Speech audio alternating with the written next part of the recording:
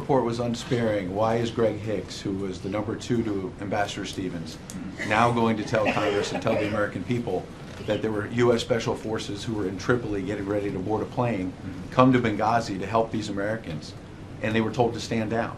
Well, I think the Department of Defense has addressed this. I don't have access to the interviews that I think have been referred to in some of the news reports. So, but in terms of that issue, the response that the Department of Defense took and the actions that the Department of Defense took in response to what was happening in Benghazi, I would refer you to the Department of Defense. They have addressed this very issue, and I would refer you to the content of the ARB.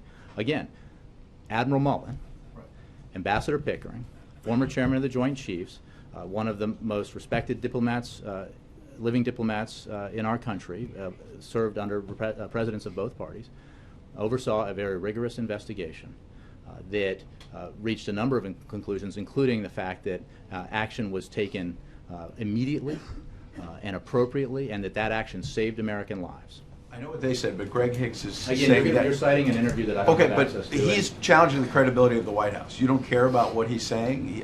Do you think he's lying? Again, Ed, you're citing an interview that I don't have. People could have been helped. I'm saying that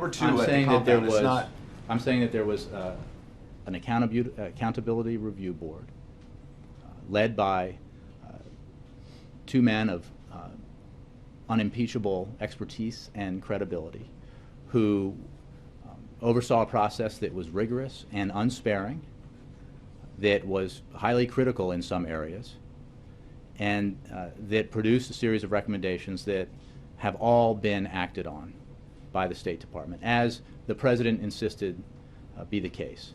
What he